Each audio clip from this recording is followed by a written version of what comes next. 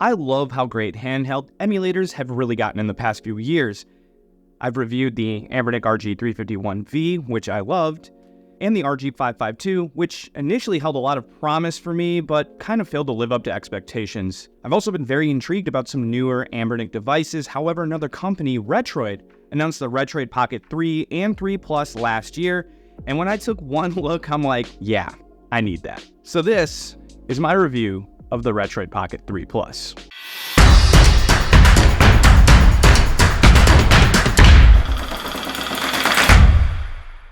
Now, before we begin, I just wanted to say we just hit 500 subscribers, so thank you so much for checking out my videos. And if you haven't yet subscribed, make sure to hit that big subscribe button down below.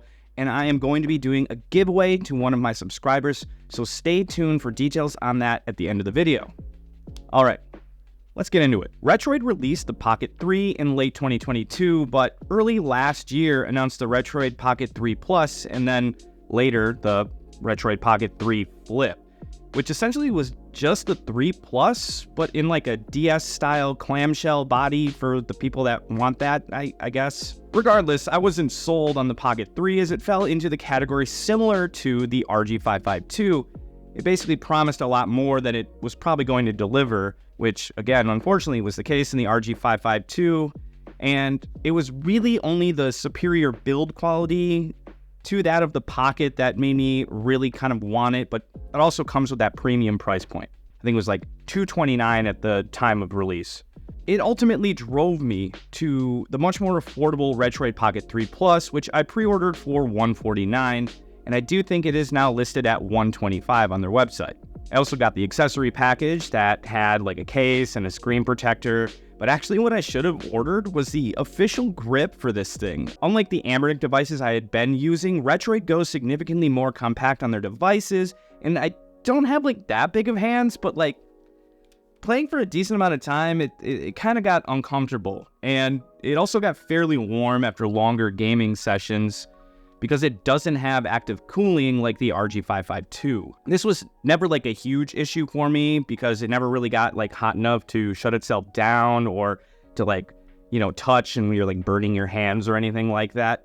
But that being said, it's completely silent for the most part, whereas the RG552 was considerably more noisy, especially on boot up. Like the fan just like, it's crazy, it's insane. I also love the fact that the Pocket came with Android 11 pre-installed, whereas Anbernic always seems to elect for their own firmware with the option to install custom firmware like Android or any of the Linux-based stuff. I honestly prefer Android to any other custom firmwares because of the ease of use. You simply just type in your Google account, click on the Play Store, and then start downloading emulators. It's almost like play right out of the box, ready to go. I'm actually working on my own Android emulation setup guide currently, but for now I've linked a great guide in the description down below for those that need the assistance to get started. The only really gripe I have with the setup is that your settings used on any previous devices don't switch over. So it's kind of tedious to go into each emulator and change all the settings of how exactly you want, including the button mapping, which really annoys me. I don't know why it bothers me so much, but it always defaults to the stupid touch buttons. Why do they do that? Can anybody please change this? Well, the tech specs are as follows right here, which is a really solid deal for this price point of $149. Most of the time, devices in the next price point usually range closer to the $200+. Things like active cooling, better chipsets, and build quality all factor into this, and for the most part, the Pocket 3 Plus nails all of these categories.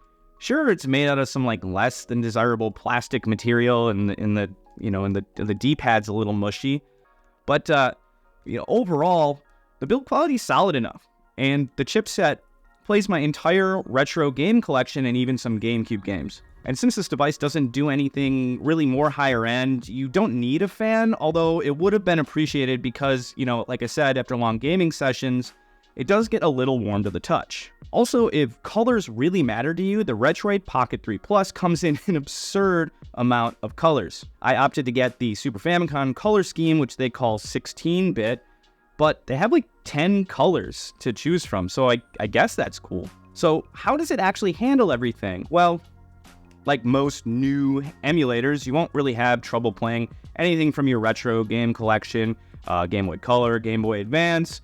Never really had any issues with. Even Dreamcast for the most part, but I didn't really test it out that much because I never played Dreamcast growing up.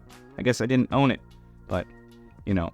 N64, PlayStation, PSP, they all play great. I even tested a handful of GameCube games and they played pretty decent.